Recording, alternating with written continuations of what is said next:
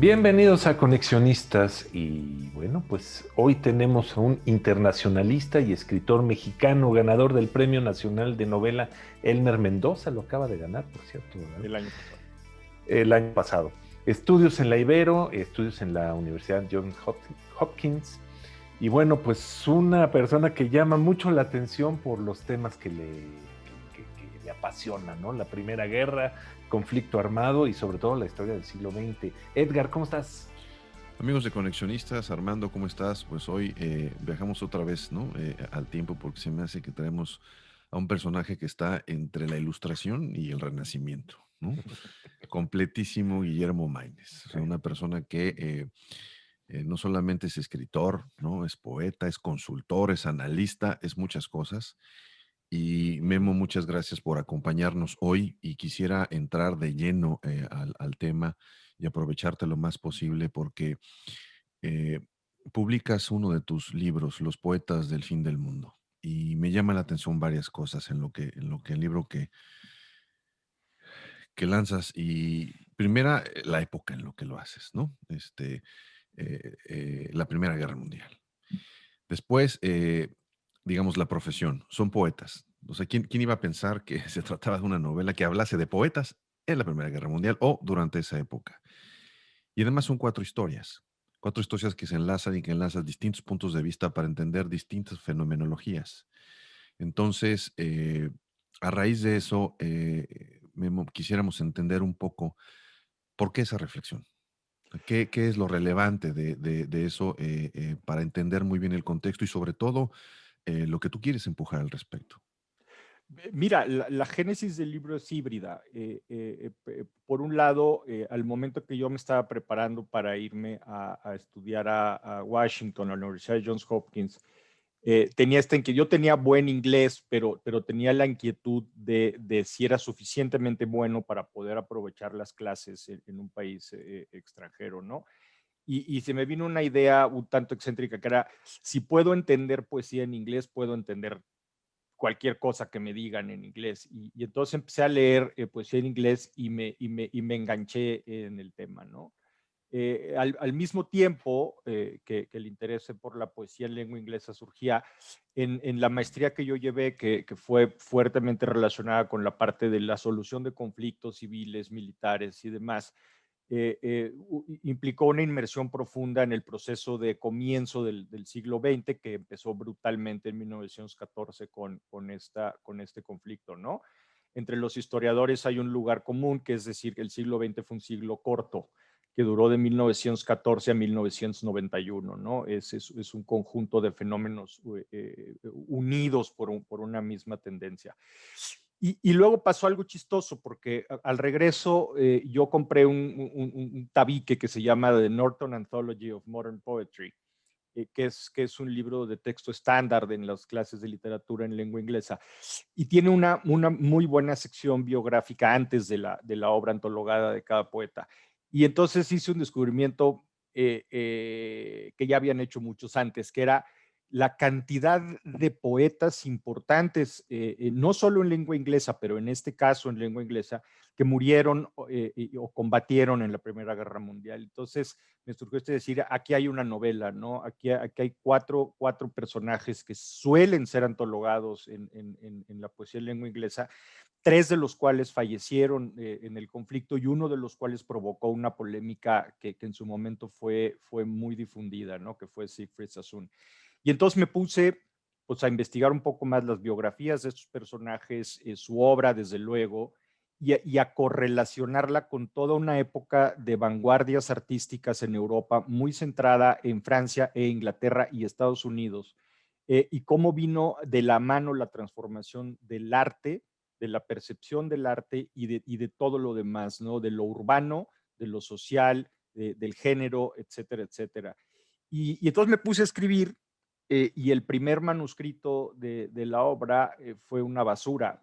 Lo tuve que desechar por completo porque me faltaba mucho background. O sea, son temas en los que si tú te vas metiendo, son infinitos. Y cualquier tema que agarraras de esa envergadura, el Renacimiento, las guerras napoleónicas, la Segunda Guerra Mundial, lo que fuere, puedes perderte ahí, ¿no? Entonces, el chiste es cómo encuentras ese momento en el que dices, ya estoy listo para meterme en la piel de los protagonistas, ya estoy listo para encontrar una voz narrativa que me ayude a llevar este doble mensaje, ¿no? El cambio social y el cambio artístico en la persona de individuos concretos que vivieron y que sufrieron el conflicto. Y entonces ya me puse a hacer una segunda versión que fue la finalmente publicada en 2019, después de muchos años de lectura, de borradores, de reflexión y tal. Eh, y luego el otro reto pues fue encontrar cómo hacerlo, ¿no? Y desde luego lo que no funcionaba era tratar de hablar por uno de ellos. Y entonces me inventé este personaje de ficción que los conocía a todos, lo cual no es nada inverosímil porque eran círculos culturales muy interconectados. Y entonces ya esa es la voz narrativa que va narrando en paralelo cómo se desarrollaron estos 4 personajes, algunos de los cuales se conocieron directamente entre sí y otros no, pero que finalmente todos conforman un grupo literario que en el mundo anglosajón es muy conocido como los poetas de la Primera Guerra Mundial, ¿no? Finalmente, en esta parte hay un libro que se llama The Great War in Modern Memory de Paul Fussell, que señala, entre muchas cosas, un aspecto, esta es la guerra más literaria que ha habido en la historia de la humanidad, ¿no? Cada guerra genera su literatura, su pintura, su música, su mitología, pero por alguna extraña razón, en el momento en el que ocurre esta guerra, la cantidad de escritores de todos los países que intervinieron en el conflicto es impresionante, y la cantidad de memorias, poemas, novelas, ensayos y demás que salió es muy superior a la de cualquier otra guerra. Y la razón es muy simple: la guerra coincidió con las vanguardias artísticas del siglo XX, ¿no? Y entonces esa confluencia de factores dio este carácter muy peculiar a la guerra. Todavía hace un año o dos hubo una película que estuvo candidateada al Oscar sobre 2 ingleses, ¿no? ¿Se acuerdan? Esta película de los 2 soldados que van en una sola toma, corren por las trincheras y tal. O sea, sigue muy presente en la memoria, a pesar de que la segunda le hace sombra por Hitler y los campos de concentración y Hiroshima y todo esto, pero lo que no nos damos cuenta es que, o los historiadores sí se dan cuenta, es que la segunda guerra es la versión 2.0 de este conflicto, que quedó irresuelto al final por el Tratado de Versalles y todas estas hilos que se dejaron sueltos y que provocaron el ascenso de los totalitarismos que después derivaron en este otro conflicto, ¿no? Claro. Fíjate que a mí algo que me llama mucho la atención es que como que es un tema muy olvidado. Mi comentario con desde mi punto de vista muy personal es, por ejemplo, mis abuelos, uno nació en 1899 y el otro nació en 1901. Cuando ellos nacieron, había un zar en Rusia, había un Kaiser en Alemania y había un emperador en Austria-Hungría. O sea, era un mundo totalmente opuesto y distinto a lo que pues, somos hoy en día, obviamente. Comentabas al principio algo que me fascinó cómo lo comentaste y cómo lo dividiste, pero digo, todos estamos en previos, pero me gustaría oírlo otra vez. Dices que somos herederos, que somos hijos por 4 razones. Platícanos de este tema. Es correcto. Y quiero antes hacer, creo que tu comentario inicial es muy importante y enmarca lo que voy a decir a continuación. Vamos a imaginarnos una persona que nació en 1860 y murió en 1940, ¿no? 80 años de vida. Como bien dices tú, en el caso de tus abuelos, esas personas nacieron en un mundo rural, en un mundo poco alfabetizado relativamente, y cuando murieron, en ese mundo había aviación civil rutinaria, teléfonos, automóviles, Sí. Radio, cine, una serie de transformaciones. Nosotros ya a nuestras edades sentimos que el mundo ha cambiado mucho de que éramos niños ahora, y es cierto, pero no se compara con las transformaciones. Han sido incrementales, ¿no? Hoy tienes una pantalla plana, alta definición, con 800 canales de cuál escoger, pero había tele cuando éramos chicos, y había radio, y había teléfono. Los teléfonos ahora son computadoras. Estas gentes no, estas gentes nacieron en un mundo a caballo, ¿no? Y un mundo en el que en el mejor de los casos tenían acceso al ferrocarril y al telégrafo, pero nada más, y muchas de estas personas vivían en mundos totalmente aislados. similarmente, el mundo occidental estaba organizado alrededor de imperios coloniales. Y la guerra significó el fin del imperio ruso, del imperio austrohúngaro, del imperio otomano y del imperio alemán. Se reorganizó. Nacieron países que ni en la imaginación de las personas existían, como Checoslovaquia, ¿no? En el libro que estoy escribiendo ahora, del que podemos hablar luego, sobre 1922, digo que hubo gente que al final de la guerra que se fue a dormir en un país y despertó en otro, literalmente, ¿no? Sí. Ahora, al tiempo que ocurría todo eso en la política, la tecnología y la sociedad, habíamos estado experimentando 4 grandes cambios mentales. El primero fue el descubrimiento de la teoría de la evolución por selección natural. La evolución ya era conocida desde los antiguos griegos. Lucrecio en De Rerum Natura, en su gran poema naturalista, habla de la evolución. Lo que no se conocía era el mecanismo a través del cual funciona la evolución, y lo que Darwin descubre es que es por selección natural. Y esto fue un golpe brutal a la religión, ¿no? Y esta idea que se siguió discutiendo sobre que venimos del mono, lo cual es una sobresimplificación, ¿no? Yo todavía, cuando me prepararon para la primera comunión, la monja Lupita me decía, pues tú vienes del mono, yo no. A mí me hizo Dios. Entonces, digo, en 1978, por ahí todavía mucha gente se resiste, y en Estados Unidos hay estados donde está prohibido enseñar la teoría de la evolución, ¿no? Eso transformó nuestra relación con la naturaleza, con nuestra especie, y cómo dejamos de ser el centro del cosmos para ser una especie más, que ahora con la devastación ambiental estamos viendo que es así. Luego vino el descubrimiento o la iteración del socialismo que modificó nuestra relación con los demás en cuanto a clases sociales, en cuanto a grupos, etcétera, ¿no? Dejamos de ser este orden divino en el que, bueno, si nacías campesino, tus hijos iban a ser campesinos y sus hijos también, y lo mismo si habías nacido rey. Pues no, se descubrió que esto eran divisiones artificiales producidas por factores más complejos, y empezamos a vernos distintos para mal, ¿no? Y luego pasaron cosas para bien, ¿no? Decir, oye, ¿por qué tengo niños trabajando jornadas de 18 horas malnutridos? Y empezamos a regular ciertas cosas que han mejorado.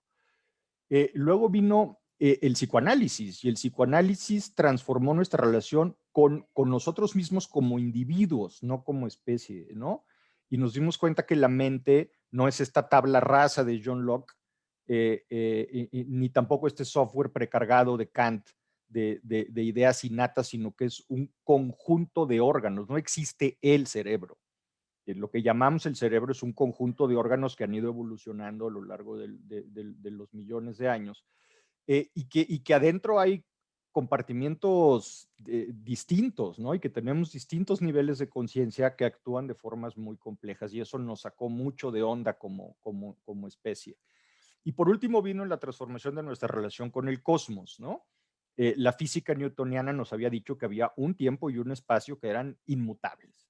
Y la teoría de la relatividad descubrió que no, que también dependen de fuerzas que todavía no terminamos de comprender, y que para muchos de nosotros son francamente incomprensibles, pero que de todas maneras estas 4 transformaciones mentales se fueron filtrando en la conversación y en la psique de todos nosotros, ¿no?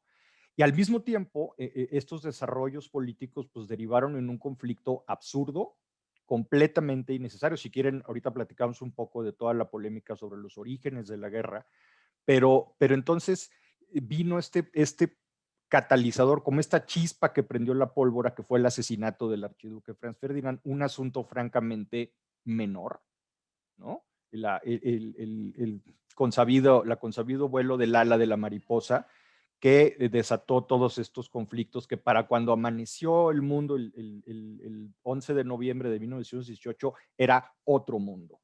Y por eso la novela que escribí se llama Los poetas del fin del mundo, porque fue el fin de un mundo.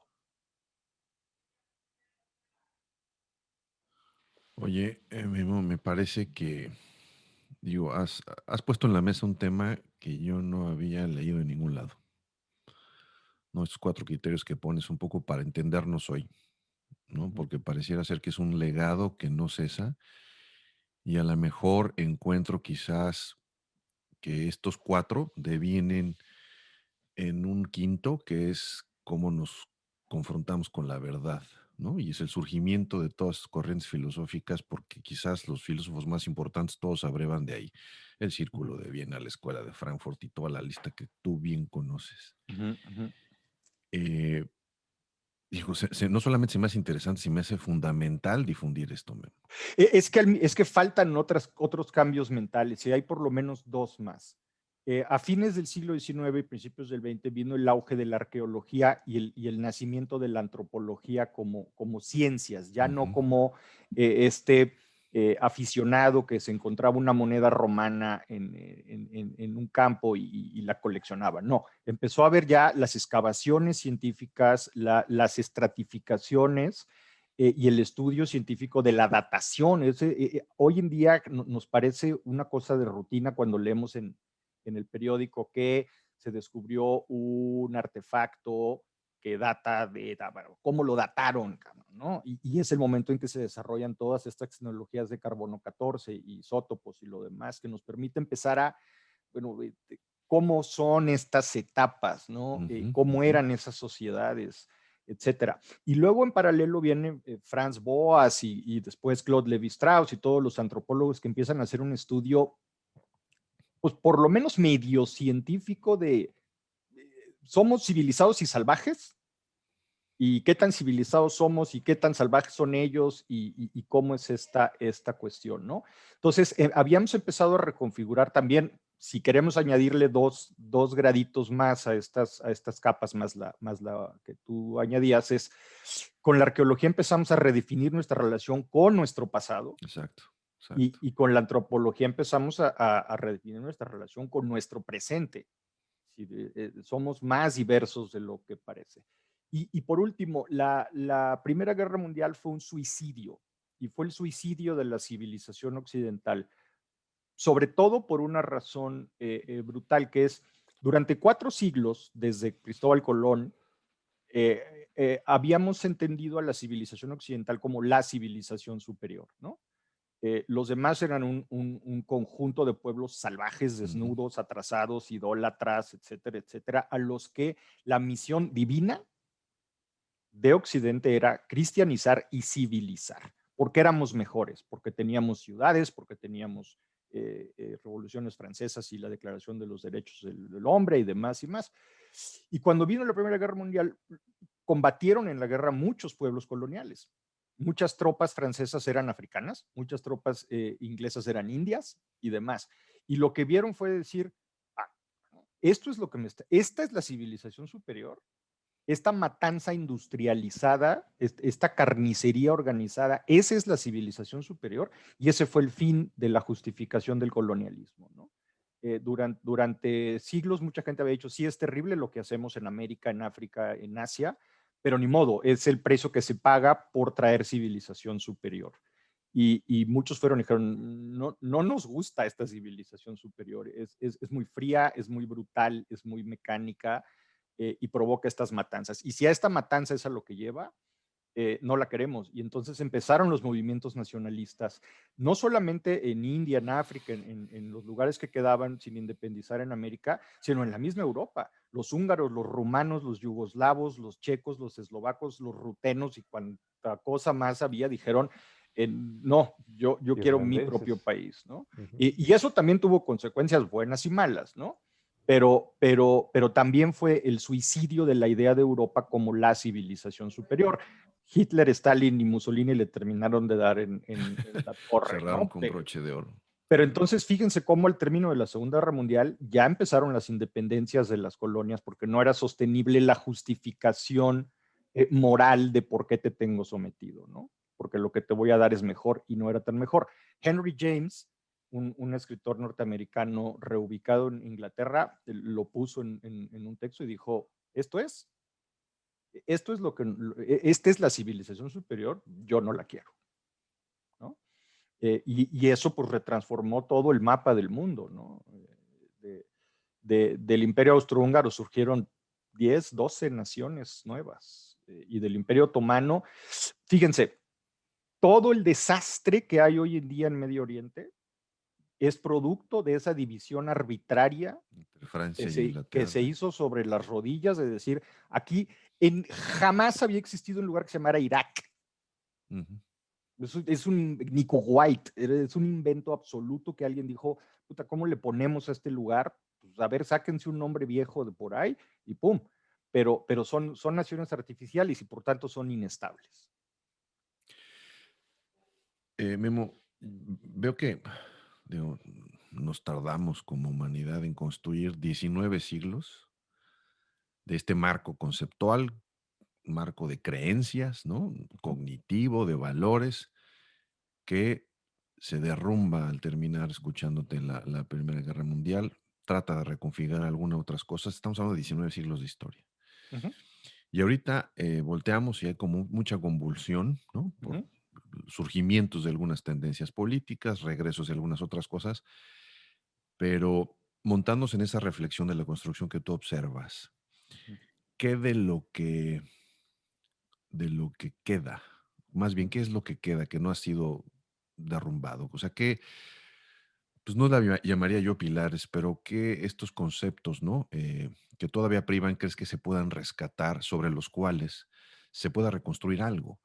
Porque había como dos posturas, ¿no? Terminó y entonces nos quedamos sin nada y estamos construyendo cosas nuevas, que entiendo que no ujú, es así, porque, como tú ujú. bien dices, la Segunda Guerra Mundial es la 2.0, es una reedición y parece ser que esa dinámica no hemos salido.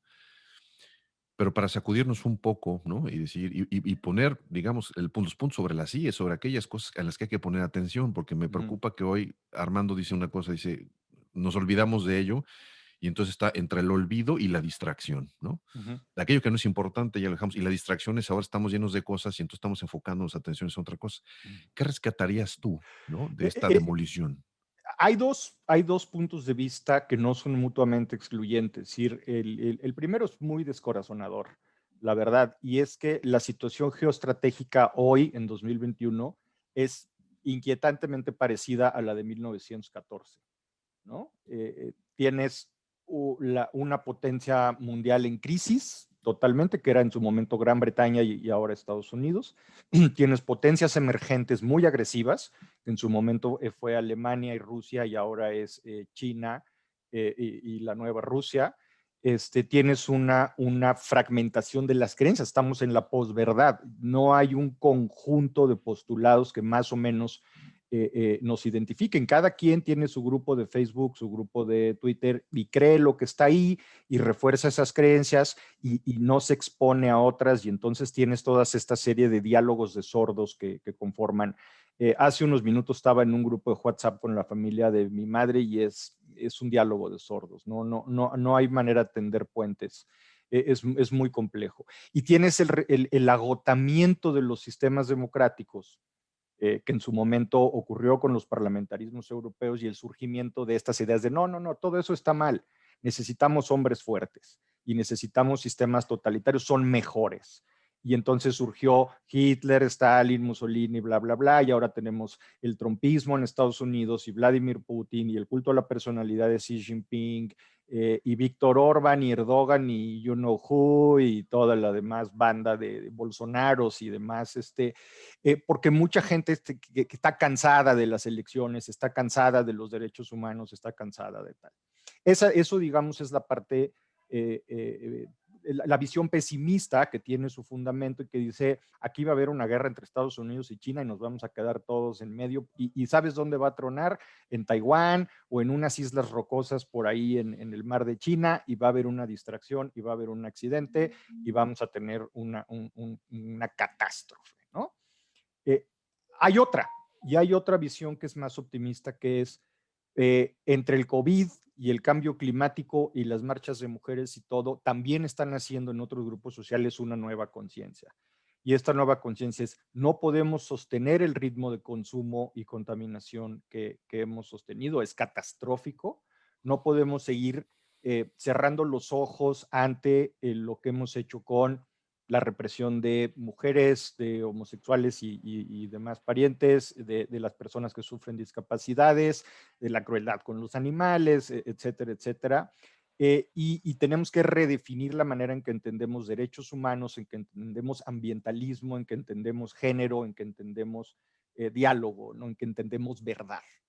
Y sigue esta lucha entre ciencia y religión muy compleja y pues casi irresoluble.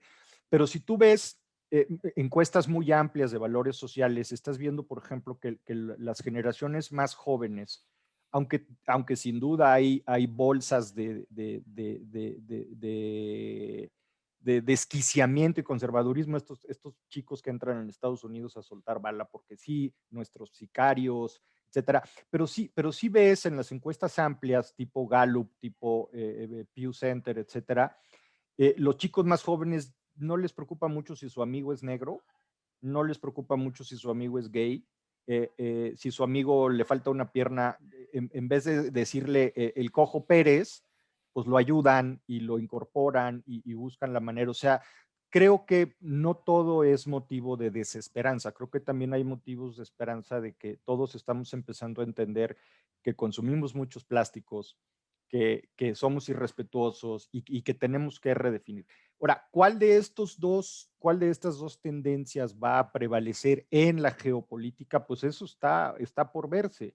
Y el resultado va a depender de los grupos que participan activamente en las conversaciones que no son de nicho, sino en la gente que está haciendo políticas públicas, ¿no?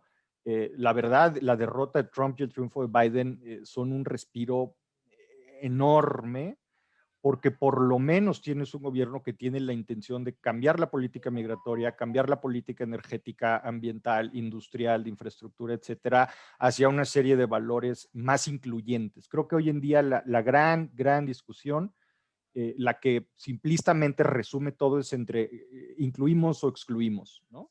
Y casi todos los países están partidos en esas dos opciones. Desde luego la migración es un parteaguas entre quiénes somos y cómo queremos ser, ¿no? Muy bien. Aquí siento yo que luego del final del siglo corto que comentas y que es el estándar de los historiadores, ¿no? 1989, caída del muro de Berlín, 1990, etcétera. Como que se vino una temporada, y yo me acuerdo que era una temporada exageradamente optimista. El fin de la historia, ya está todo solucionado, de aquí nos vamos todos al capitalismo, vamos a ser hermanos y todo va a ser bonito, democracia en Rusia, etcétera, etcétera, ¿no?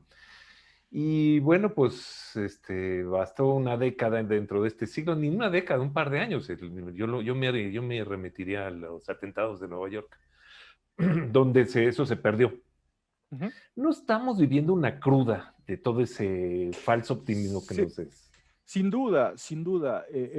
Por eso creo que hoy, Armando, no debemos caer ni en la posición desesperanzada y decir vamos hacia la guerra mundial, ni tampoco en ya, ¿no? Vamos a arreglar el medio ambiente, vamos a arreglar los derechos humanos, vamos a arreglar el género, vamos a arreglar todo y vamos a ver. O sea, hay que entender los riesgos y los activos que tenemos, ¿no? En efecto, y yo creo que todos éramos muy jóvenes y estábamos en la carrera y fue una época muy padre, muy emocionante ver a Roger Waters tocando en el muro de Berlín y Scorpion sacó su canción del fin de la guerra. Todo lo cual pues es el papel de la poesía, es cómo cataliza sentimientos al respecto, ¿no? Y de la lírica popular y de tal. Pero fue un exceso, es decir, no nos dimos cuenta que había saldos pendientes, ¿no?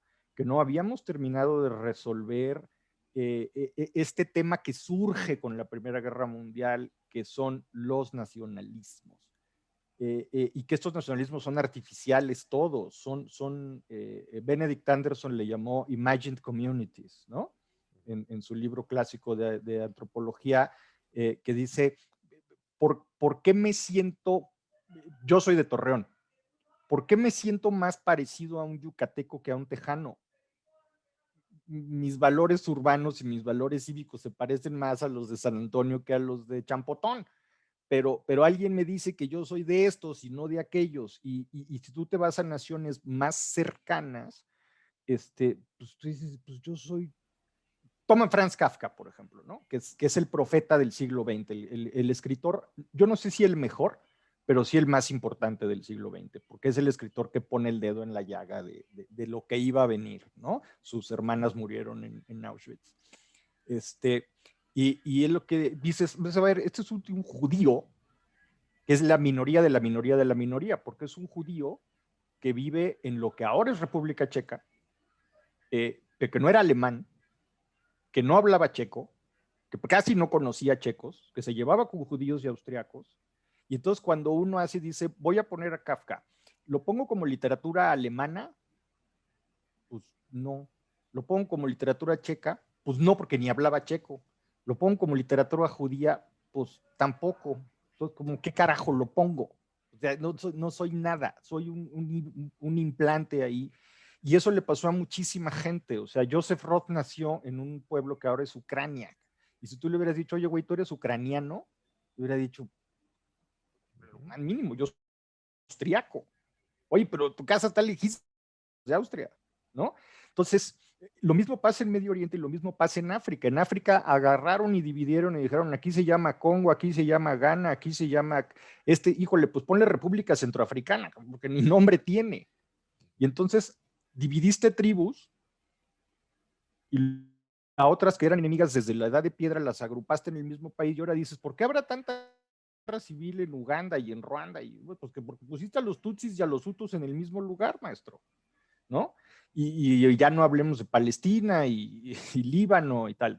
Entonces, efectivamente lo que no vimos en 1991 era que con que se fueran los soviets se arreglaba toda la bronca y no se arregló la bronca, se generan otras. Y cuando resolvamos lo que tenemos que resolver, que a lo mejor ya no lo vamos a ver nosotros, pues habrá otros problemas.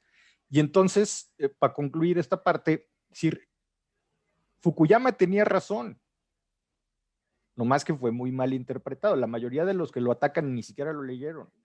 Pero el conjunto postulados base de la democracia es la menos peor de las formas de resolver el conflicto social. Y el conjunto postulados de una economía de mercado bien regulada, pues es la menos mala para integrar a la gente a sistemas productivos más o menos funcionales, ¿no? Mucha gente no lo quiere ver, pero así es. Y la cuestión no está que de un plumazo resuelvas las broncas, sino que tenemos que entender que es un proceso sin fin, ¿no? Tienes que renovar las instituciones democráticas, adaptarlas a la tecnología, redes sociales, por ejemplo, y tienes que adaptar el capitalismo. El COVID va a significar transformaciones profundas en la manera en que producimos, consumimos, nos transportamos, trabajamos, nos relacionamos socialmente, ¿no? Acabamos de descubrir que no tenemos que, lo ideal es ir a visitar a los amigos que viven en Europa, pues está padre, pero mientras no se puede, pues hay formas, no nos tenemos que desconectar del todo. En esta revisión, Memo, que haces, quisiera tu reflexión sobre un actor que se escapa y que me parece que ya no se puede escapar. Porque esta conversación de fin del 19, del término, ¿no? De este siglo corto, tiene como que tres actores clave, ¿no? Por supuesto que el Estado y el gobierno, ¿no? Esa convención que todos decidimos llamarle Estado, que es una intelequia, pero que finalmente nos da orden, nos da certidumbre, no nos gusta si nos gusta, pero no tenemos una mejor. Y sigue siendo vigente y se agota y la recuperamos. Queremos que nada más se encargue de la policía, ahora queremos que se encargue de todo y también pero no hay una propuesta mejor para que sustituya a esa intelequia. Y tenemos a la sociedad, tenemos un espacio entre política y esta serie de pensadores, poetas, ¿no? O como estos individuos que que funcionan como traductores, ¿no? Entre lo que está ocurriendo pero justo con lo que dices ahora, ¿no? A mí se me escapa en esta conversación, no en lo que tú y yo estamos conversando ahorita contigo, sino más bien en general en esta narrativa, al actor de la empresa.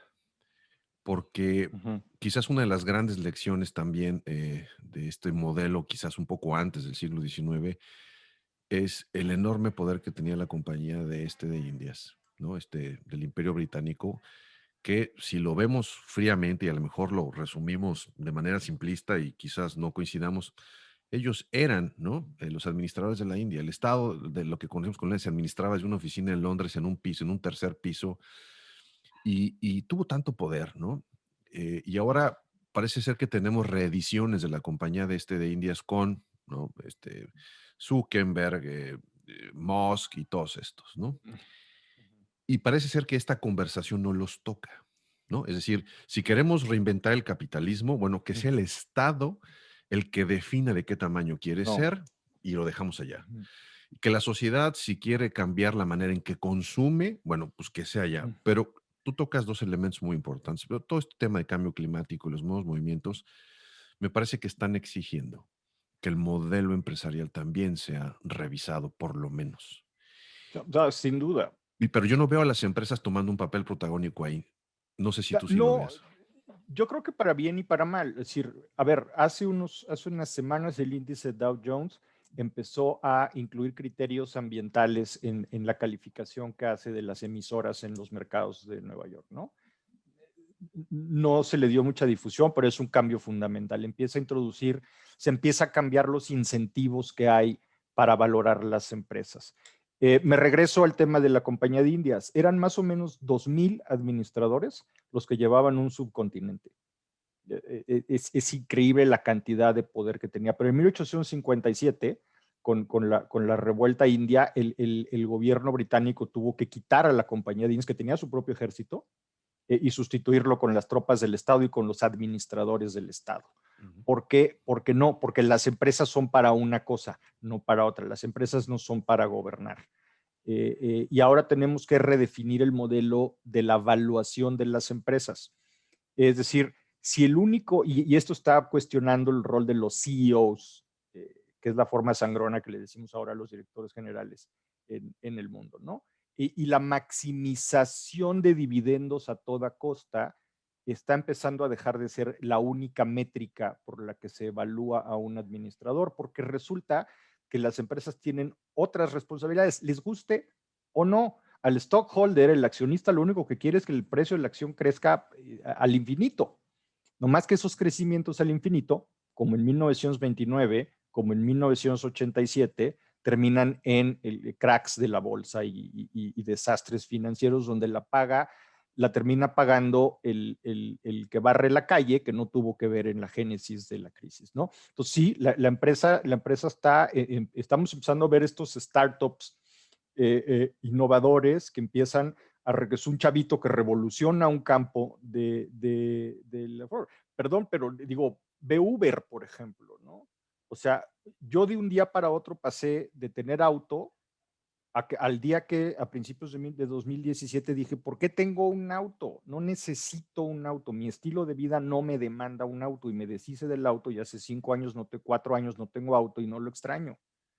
Cuando quiero salir de fin de semana rento un auto y el resto del tiempo cuando tengo que moverme, si no puedo moverme en metro, pues me muevo en un Uber y se acabó el problema. Y entonces yo no tengo hijos, pero mis sobrinos y los hijos de mis amigos ya no quieren tener coche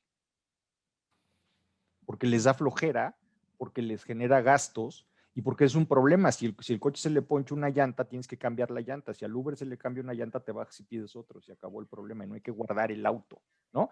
Entonces empiezas a ver chavitos que cuando llegan a pedir para llevar, dice, oiga, pero no quiero unicel, démelo en un cartoncito o en una bolsita de papel. Y las empresas sí influyen en todo esto. Ahora tenemos otro problema.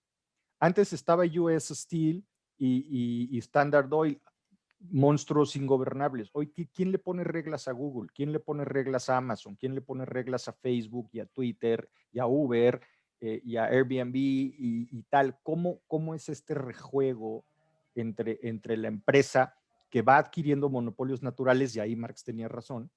Pero luego la solución que dio es mala, es contraproducente, porque dice, bueno, el comunismo es estúpido porque dice, qué barbaridad, el capital está concentrado en muy pocas manos. Pues vamos a concentrarlos en unas solas manos, que son las manos del Estado. Pero el Estado no existe, el Estado es un conjunto de burocracias y agencias con sus propios intereses. Bueno, yo no sé, y si supiera me tendrían que dar un premio Nobel, qué hacer con Amazon y Google y Microsoft y todos los demás, pero algo tenemos que hacer para encontrar ¿cómo puedes mantener jugadores dominantes que tengan la escala para generar ciertas transformaciones sin que mates el juego de la creatividad individual del entrepreneur, ¿no? El empresario no es Carlos Slim no es un empresario, es un rentista, ¿no? En una discusión sobre eso decía, oye, ¿sabes cuántas patentes ha generado Laboratorios Telmex? No existe laboratorio. No. Entonces es un señor que no ha aportado una sola idea al mundo de las telecomunicaciones. Apañó un monopolio y lo usufructúa y se acabó el problema. Entonces no es un empresario, él nunca ha puesto un negocio, ¿no? Mark Zuckerberg nos puede caer bien, nos puede caer mal, pero puso un negocio. Y darwinianamente había otras apps de socialización. Bueno, la que ganó fue ellos porque fue pues, el gorila espalda de plata y se acabó. Pero hay que regularlos y no hemos encontrado cómo se regulan esos monstruos, ¿no? Y esa es la siguiente frontera de ahí. Ya tienes a un señor que avienta cohetes al espacio privados.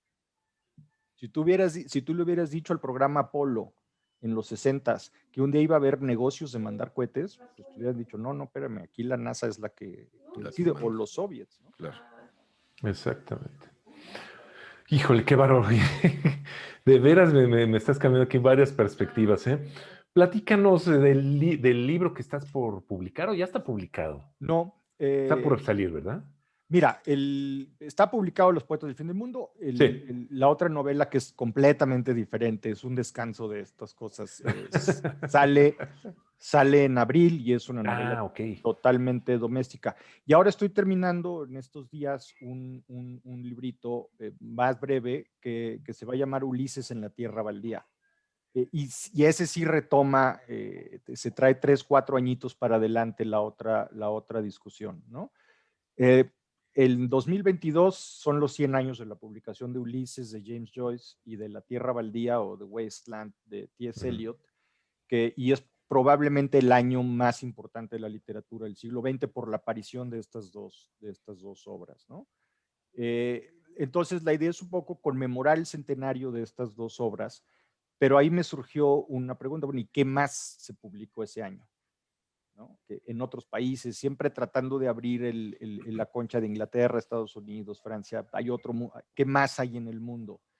Y entonces definí un conjunto de obras que son unas 18, 20 de obras, pues por lo menos vigentes, curiosas, interesantes, valiosas y relevantes. Y la idea es hacer un ensayo que enmarque, bueno, ¿qué fue de la literatura de 1922? ¿Cuál era el contexto histórico de esa literatura? ¿En qué andaban esos autores en esos años? ¿Qué andaban haciendo? Etcétera. Y cómo jugó el contexto cultural e histórico, las vanguardias artísticas, las vidas personales de estos personajes y las obras que surgieron de ellas, ¿no? Y me encontré cosas bien interesantes. Desde luego Ulises, pues es el parteaguas de la novela del siglo XX, es la novela más importante que se publicó ese año. Es una revolución en la narrativa incomparable. Te guste el libro, no te guste, esas son cuestiones subjetivas. Y The Wasteland es el poema que condensa el shock de la Primera Guerra Mundial, ¿no? Lo condensa, lo retransforma, lo vincula con los mitos artúricos, con las religiones orientales, o sea, y es una cosa que en 12 paginitas es un compendio de ansiedades, porque eso es lo que es. Además, T.S. Eliot lo escribió en medio de un breakdown nervioso espeluznante, que ya podrán ver si leen luego el ensayo, cómo es la historia de este colapso.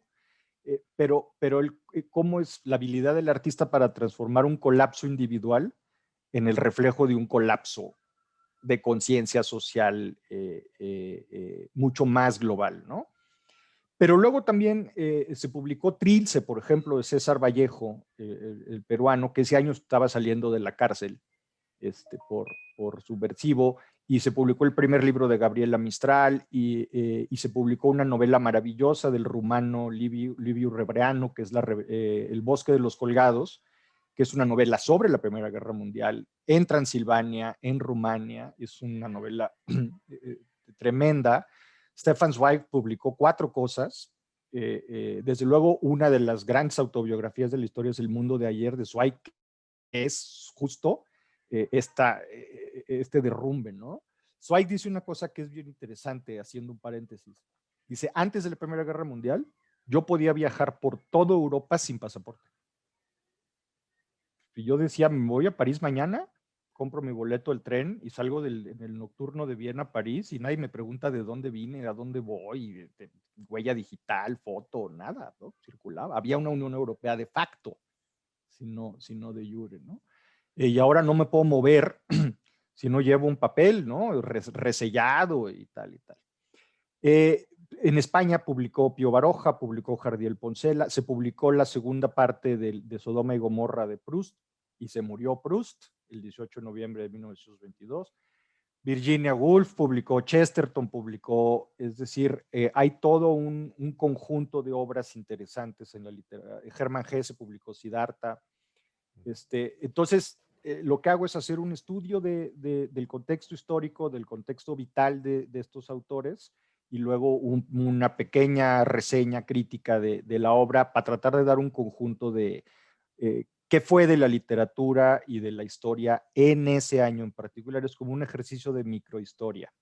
Muy ambicioso. Ambicioso, sobre todo porque lo tengo que acabar antes del 30 de abril si lo quiero enviar a un concurso. Sí. Ya Sí, me faltan claro. 20 páginas y luego revisar, ¿no? Pero creo que está quedando por lo menos oscilado, ¿no? A ver qué tal. No, felicidades, qué cosa. Gracias. Me gustaría mucho regresar en el momento que lo sientas prudente para hablar de tus obras desde esta reflexión que nos haces, ¿no? Más allá de lo que se dice en el texto, sino de estas reflexiones que pones y que contribuyes, ¿no? Con las cuales contribuyes un poco a motivarnos a entender desde una perspectiva distinta, pues lo que tenemos alrededor, ¿no? Fuera de estos convencionalismos o reflexiones fáciles.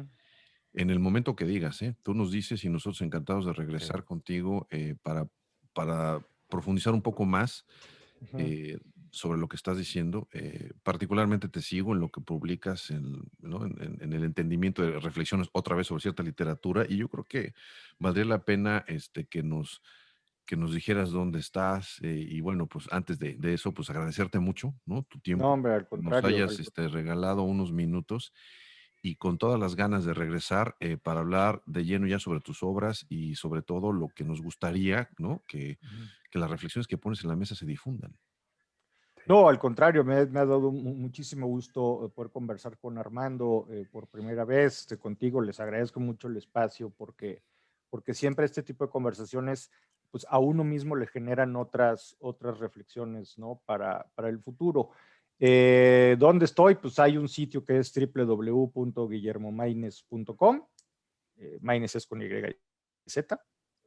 Y ahí hay pues el conjunto de ensayos. Yo publiqué publico todavía, pero durante 10, 12 años he estado publicando en la revista Este País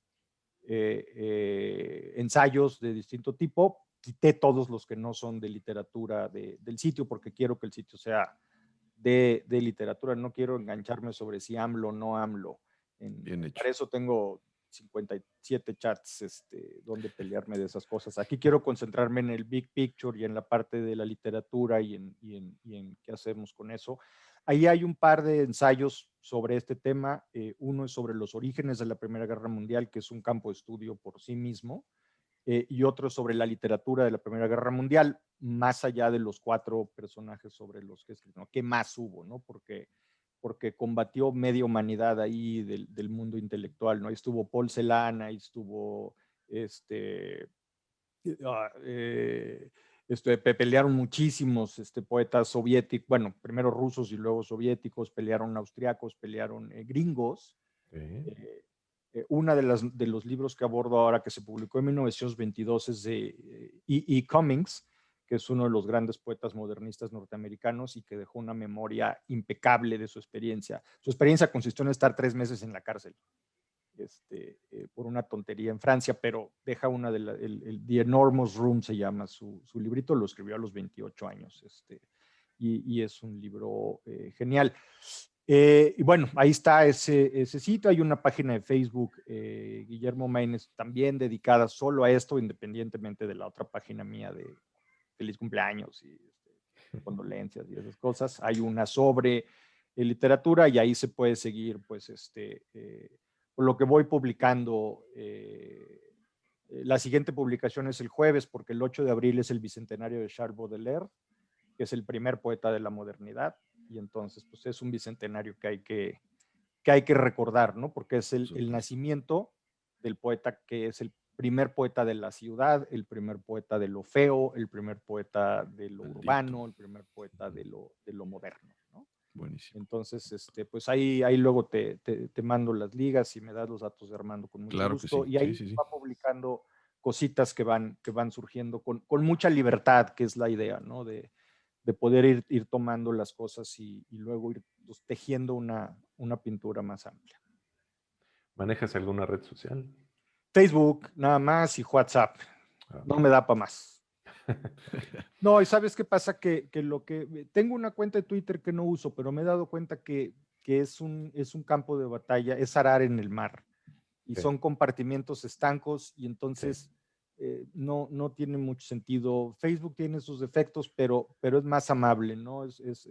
Cruza más líneas y entonces ahí es la que uso. No soy un usuario muy intensivo, pero más o menos todas las semanas trato de estar poniendo cositas y de leer lo que otra gente pone, que hay cosas, entre mucha cosa irrelevante, pues se descubren cosas muy, muy interesantes y se reencuentra uno con gente muy valiosa, ¿no? Perfecto, Guillermo. Pues con muchas ganas de habernos quedado 2 y 3 horas, ¿eh? La verdad, pues encantado. Próximamente vamos a estar platicando más largo y tendido porque sí, me metiste un par de ideas a la cabeza que todavía no acabo de digerir bien, pero bueno. Pues desarrollas y las conversamos y será un placer. Muchas gracias. Pues solo nos queda invitarlos a nuestras redes sociales. Recuerden, Conexionistas en Twitter lo encuentran como @conexionistasmx y en Facebook conexionistasmx. En YouTube somos Conexionistas México y en Spotify y en iVoox tienen todos nuestros podcasts. La música es de Alejandro Saborit, ahí lo encuentran en YouTube, Alejandro Saborit.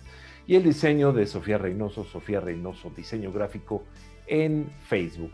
Nosotros somos Conexionistas.